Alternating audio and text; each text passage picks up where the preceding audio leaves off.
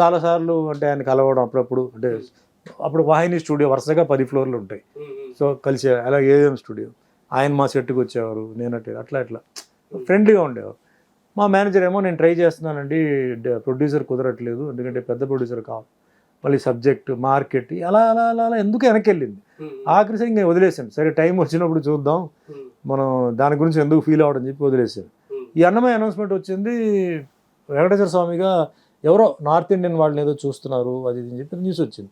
I was not bothered, నాకు interest లేదు, దేవుడి సినిమా అవన్నీ నాకు ఇంట్రెస్ట్ లేదు. నాకు ఎప్పుడు యాక్షన్ ఈ రొమాంటిక్ ఇయే తప్ప, లవర్ బాయ్ అంటే ఆ టైంలో లవర్ బాయ్ కాబట్టి ఇంకా ఒక యాంగిల్ అది లెటర్స్ కూడా చాలా చాలా వచ్చింది. సో నేను అదే కాన్సన్ట్రేట్ చేసిన తప్ప లేదు. ఒకరోజు ఫోన్ వచ్చి ఇట్లా డైరెక్టర్ రాఘవేంద్ర గారు, ప్రొడ్యూసర్ దొరసామరాజు గారు, తర్వాత అశ్విన్ దత్ గారు ఏదో మిమ్మల్ని కలవాలంటే వస్తారంటే సరే ఓకే అని చెప్పాం. అప్పుడు ఇంటికి వచ్చారు ఆయన. సో ఇంటికి వస్తే మా మిస్సెస్ వాళ్ళ తాతగారు డివి నరసరాజు గారు, ఆయన పెద్ద రైటర్ అనమాట. సో వాళ్ళ స్కూల్లో అంతా వీళ్ళు వర్క్ చేశారనమాట, రామారావు గారితో నాగేశ్వర గారితో అంతా వర్క్ చేశారు. సో రండి అని చెప్పి కూర్చున్నాం, మాట్లాడాము, అంత అయిపోయింది. సరే నేను లేచి సరే మీరు మాట్లాడండి, నేను లోపలికి వెళ్తాను చెప్పాను.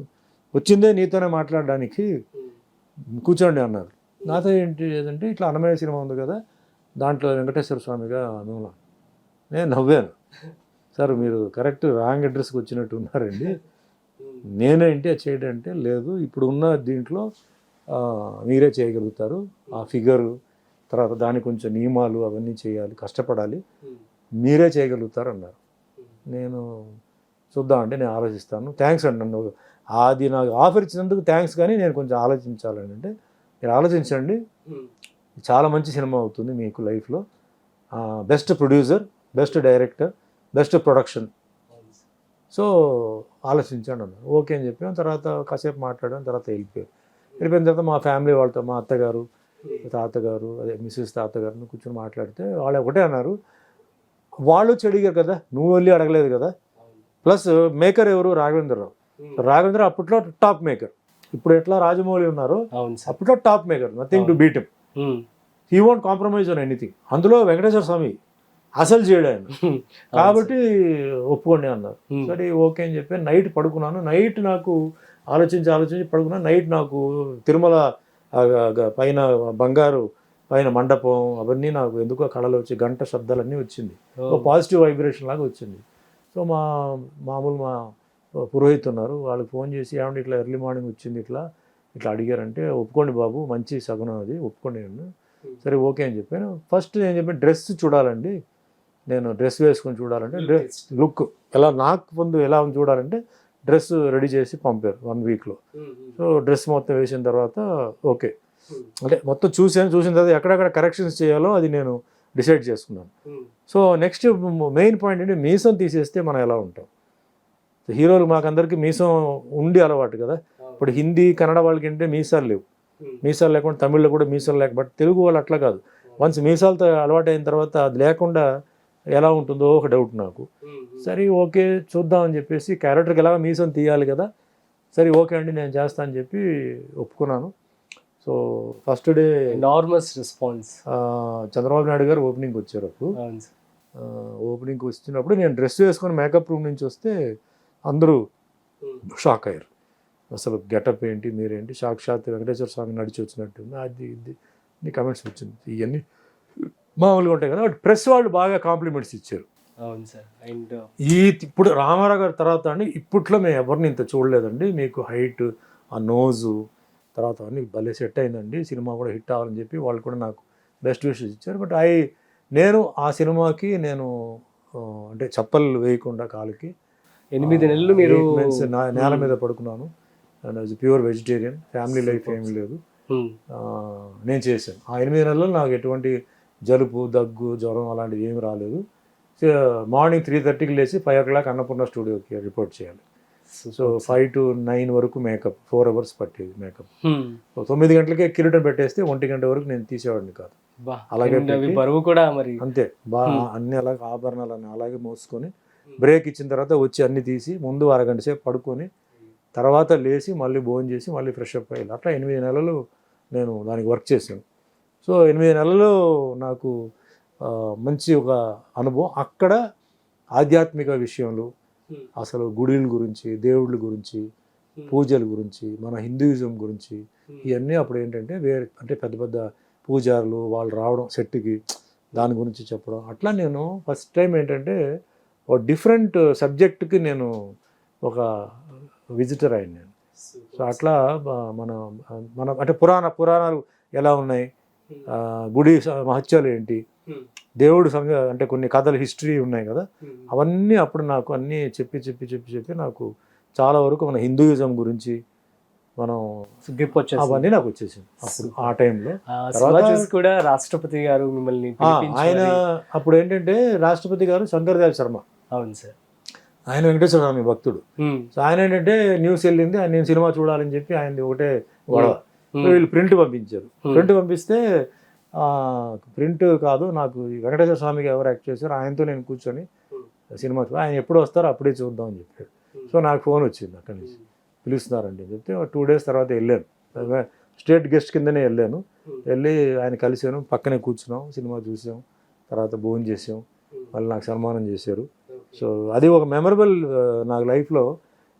ప్రెసిడెంట్ ఆఫ్ ఇండియా పక్కనే కూర్చొని సినిమా చూడడం, ప్రెసిడెంట్ ఆఫ్ ఇండియా కూర్చొని భోజనం చేయడం, ప్రెసిడెంట్ ఆఫ్ ఇండియాతో ఏంటంటే టీ తాగేసి సినిమా పిలిపించుకొని మరి చూడడం. సో అది మిరక్కల్. అంతే. ఇవన్నీ నేను చెప్పేది మీరు ముందు నుంచి మిరక్కల్స్ అని చెప్తున్నాను.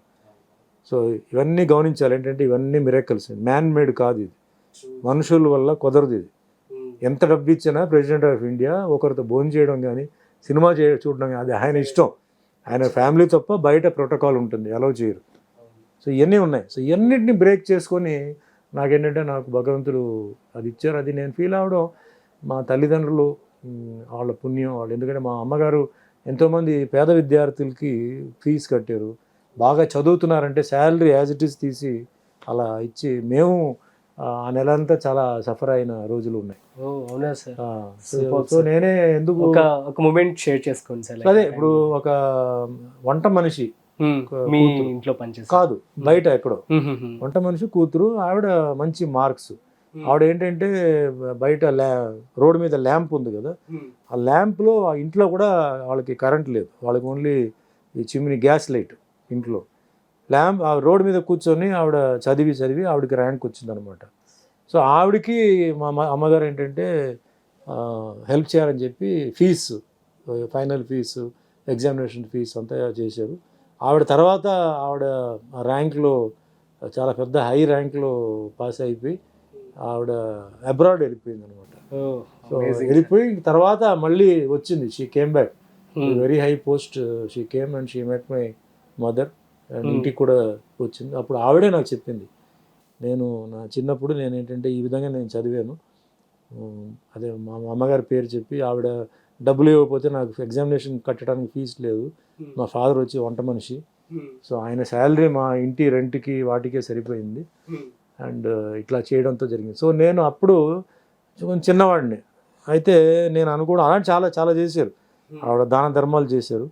చాలామంది అప్పుడు ఏమన్నారంటే దాన ధర్మాలు చేసి ఇవిడ ఇలాగే ఇవిడ ఉంది అని చెప్పి కమెంట్ చేస్తారు, చెప్పేవారు. బట్ మా అమ్మగారు దాని నుంచి ఫీల్ అవ్వాలి. తినడానికి మాకు తిండి ఉంది, ఉండడానికి ఇల్లు ఉంది, వేసుకోవడానికి బట్టలు ఉన్నాయి, బట్ నేను అలాంటి వాళ్ళకి చేయాలని నేను నిర్ణయించుకున్నాను. మా అబ్బాయిని భగవంతుడు చూసుకుంటాడు, దేవుడు ఉన్నారు, ఆవిడ సాయిబాబా భక్తురాలు, బాబా ఉన్నారు, బాబా చూసుకుంటారని చెప్పేసి అట్లా ఎంతోమందికి ఆవిడ చేయడం జరిగింది. నేను అనుకోవడం బహుశా అదే నన్ను ఇప్పుడు వరకు నన్ను కాపాడిందంటే అది, ఎందుకంటే నేనేం పెద్దగా ఎవరికి ఏం చేయలే. సో ఆవిడ చేసిన ఒక పుణ్యమే నాకు 45 సంవత్సరాలు ఇండస్ట్రీలో ఉంటూ ఇంకా ఒక పేరుతో ఒక క్రేజ్తో ఇన్ని భాషలు చేస్తున్నానంటే అది ఒక ఇది. బట్ మా అమ్మగారు చెప్పిన ఇది బట్టి ఎప్పుడు మర్చిపో, ఎందుకంటే ఎప్పుడు టైం నువ్వు గుర్తుపెట్టుకో. ప్రొడ్యూసర్ డైరెక్టర్ ఏ టైం చెప్తారో ఆ టైంకి నువ్వు అక్కడ ఉండిపో. Never argue in the set.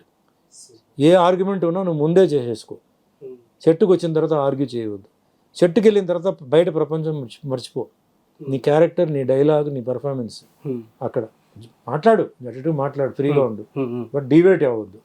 Break మళ్ళీ ఇస్తారు, బ్రేక్ వచ్చిన తర్వాత మళ్ళీ రిలాక్స్ అవ్వు, మళ్ళీ బ్రేక్ అయిన తర్వాత వెళ్ళిన తర్వాత పని అయిపోయిందంటే మళ్ళీ నీ ఇష్టం, నేను అడిగేవాళ్ళు ఎవరు లేరు, నీ ఇష్టం.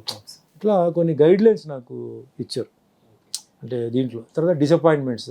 ప్రతి సినిమా హిట్ అవుతుంది చెప్పి నువ్వు ఎప్పుడు అనుకోవద్దు, ఫ్లాపులు వస్తాయి, దాన్ని నువ్వు రెడీగా ఉండాలి. ఇప్పుడు ఎలా తీసుకునేవారు sir maximum? Hit TV app, ఇందులో short news, live news, entertainment shows, movies, digital magazines తో పాటు మీ జిల్లా వార్తలను కూడా ఫ్రీగా చూడొచ్చు. ఇంకెందుకు ఆలస్యం, వెంటనే హిట్ టీవీ యాప్ ని డౌన్లోడ్ చేసుకుని ఫ్రీగా ఎంటర్టైన్మెంట్ పొందండి. Hit TV app. Hit TV app. Please download Hit TV app. Hit TV యాప్ని ఫ్రీగా డౌన్లోడ్ చేసుకొని ఎంజాయ్ చేయండి. మీకు నచ్చిన ఎంటర్టైన్మెంట్ కోసం హిట్ టీవీ యాప్ ని ఫ్రీగా డౌన్లోడ్ చేసుకుని ఎంజాయ్ చేయండి. హిట్ టీవీ యాప్ని డౌన్లోడ్ చేసుకుని ఆస్వాదించండి, ఆశీర్వదించండి. ఇంతమంది సెలబ్రిటీలు హిట్ టీవీ యాప్ ని డౌన్లోడ్ చేసుకోండి అని చెప్తున్నారంటే ఎంత మంచి యాప్ ఆలోచించండి. అమెరికా అమెరికా అమెరికా అమెరికాలో చదవాలనుకునే వాళ్ళకి విశ్వసనీయమైన పేరు మన శౌర్య కన్సల్టెన్సీ. UK లో 1 year masters. UK లో 1 year masters. 2 years work permit up to 5 years visa. Contact Saurya Consultancy. Contact 89851 89851.